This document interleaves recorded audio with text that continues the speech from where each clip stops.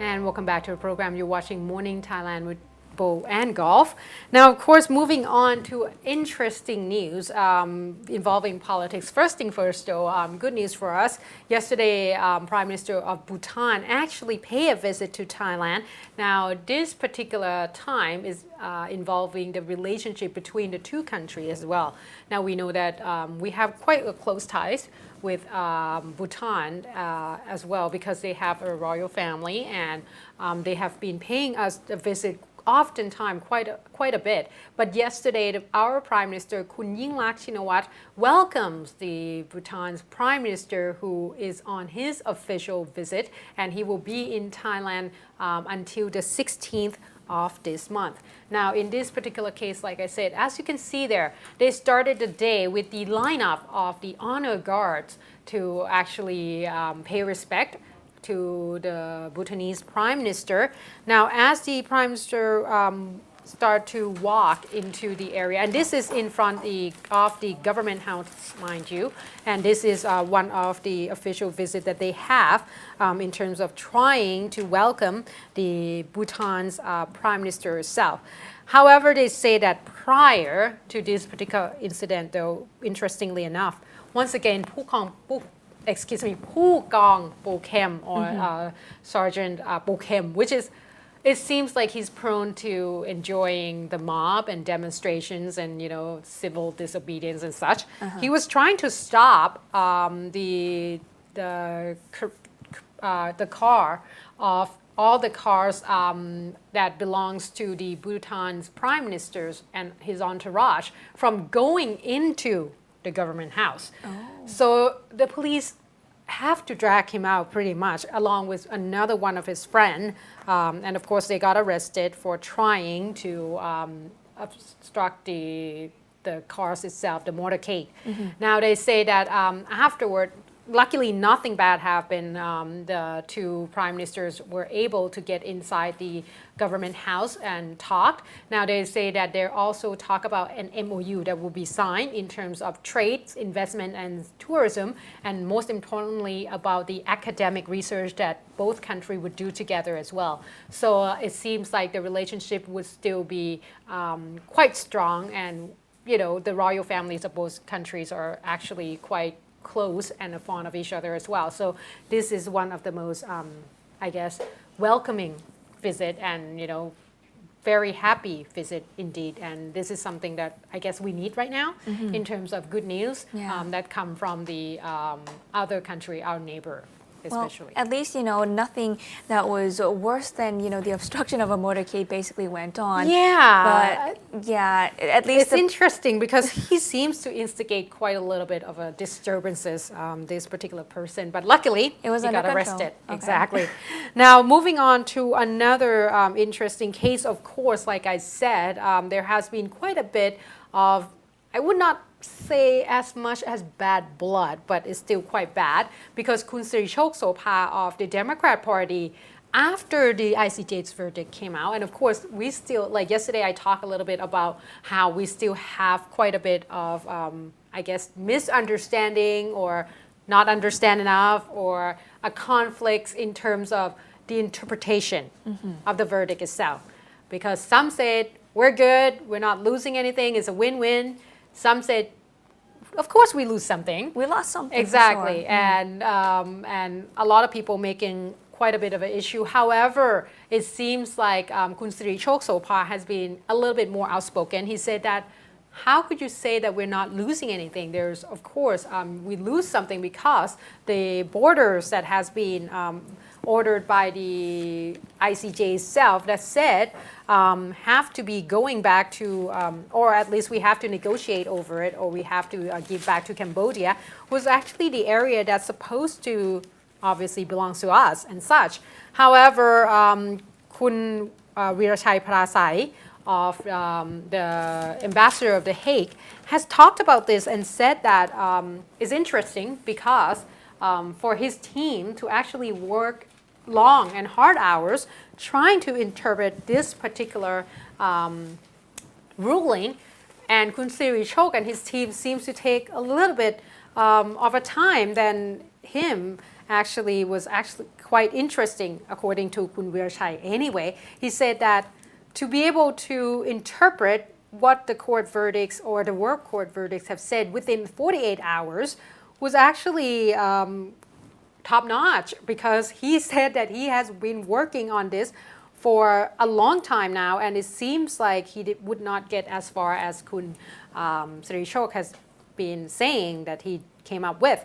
However, at this point, Kun Veerachai did mention one thing though, saying that at this point it's probably not wise for us to discuss about this particular case, because technically we still need to negotiate with Cambodia. So if the opposition parties start to point out all the area that, according to the opposition party, we lost, then that could be used against us later on, because he said that he's the negotiator, of course, and he said that for negotiation, all the negotiators know that we're not supposed to disclose all the information for the other party to know. So by doing so, this is probably not going to be best for Thailand. Well, and he requested that everyone refrain from actually discuss too much about this particular verdict and such. However, Prime Minister also shared the same idea, saying that asking all the public to stop talking about this, because at this point they already have a working team to look into this, and everyone are experts in terms of trying to interpret the verdict itself. So the Prime Minister has said that at this point, the government assured everyone that the government will try its best to make sure that we'll keep our sovereignty, or as much as we could.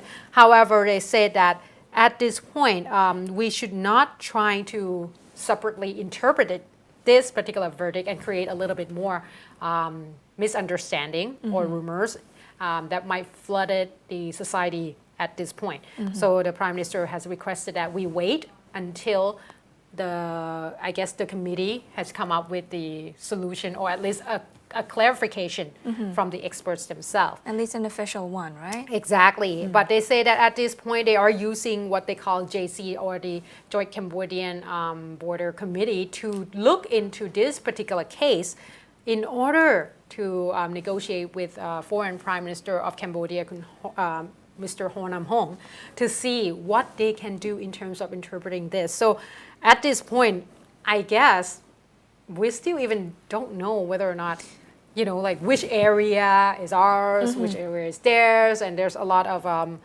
confusion, right? A lot of confusion, I that's think for it's, sure. Like you've mentioned, I mean, there have been so many news outlets that came out with different, completely different kind of interpretations to even the same. Like in terms of front pages headlines, on the very next day, one paper would say, we lost it. One paper would say, we won it. And so at this point, I think wait and see probably would be best, but it was just a plea from the Prime Minister and the ambassador to The Hague himself, saying that don't discuss too much about this because it's going to be hard for him to negotiate later on. Okay, well, we will leave him with that particular duty there, and us as citizens, I guess the best that we can do, apart from, the social media, is try to follow the official kind of wordings that could be coming out from the interpretation. But, okay, something that I think could be said official or not, I'm not sure, coming from the mentioning the latest about the censure debate, which is definitely going to happen, and it's something that we can expect, of course, and this is due to the fact that the parliamentary sessions are about to end very soon, and that's why there has to be an upcoming censure motion submission or the debate that will be happening. Now, accordingly, the opposition side have already come out to say that maybe within next week, that could be the date that they are going to submit their censure motion. Now, coming from the chief of the government whip himself, Amnoy Klangpa, he has mentioned that accordingly, to the news reports that the opposition say that they are preparing for the censure motion to be submitted within this week. He said that the censure debate itself will be occurring between the 22nd to the 24th of November, which is a Friday to Sunday, because on Monday, the 25th, the Prime Minister isn't here. And it's because she has to be abroad with some of her tasks that she Right. has to do. So it should be within the 22nd to the 24th. That's coming from the chief of the government whip. Now, interestingly, chief of the opposition whip, Jurin Laksana Visit, he actually has another date in mind. Okay. And he basically said that we think that it should be within the 15th of November, earlier, right? That the submission of the censure motion will be done, or even on the 17th. And this is so to give kind of like some prep time for the government. Oh. So that's why they want it to be a little bit early. And he said that, like I've mentioned, he also said that, you know, the 28th of November is going to be the end of the parliamentary sessions. The Prime Minister definitely is aware that a censure debate is coming up. Okay. So he's saying that there's no excuse that, you know, she's going to She's be not gonna away. be. Oh. And you know, he's saying that it's the responsibility of the Prime Minister. She has to know that what's, you know, going on. She has been and she criticized should appear, quite a bit on this particular case Right. for her constant absence. Yes, not only about, you know, the censure debate, but Right. some of the other sessions Right. that, of course, the opposition in particular as well are saying that the Prime Minister should be present. And at times, sometimes we see that she is not. Right. So this is another, once again, another time jabbing at the Prime Minister, Right. saying that, you know, there's no excuse. You know that it's coming up, and therefore you actually should be here instead of not being you know, Right. there. So they're aiming on the 22nd? to The, 24th? accordingly to the chief of the government whip, Right. he says 22nd to 24th Right. because 25th Prime Minister isn't Right. here. But for the opposition themselves, accordingly, they say that it should be 28th, right? They say. And this is like, 15th or 18th. right. It happens to be a political game now, and I hope that they find some solution to this soon because all this political game does not help at all with the country. And I, like, at this point, I think I'm waiting to see some useful, constructive comments that can actually be applied and used in real life to stop this. Yesterday, Kun Shane talked a little bit about restoring faith of the public. Well, obviously, they're still fighting about the censure date. Yes. And that's not going to be very helpful with restoring at least my faith anyway. All right, let's take a short break because Kun Chain, of course, will come back and she will talk a little bit about the debate over the House dissolution. I guess that's in the picture now, so please stay tuned.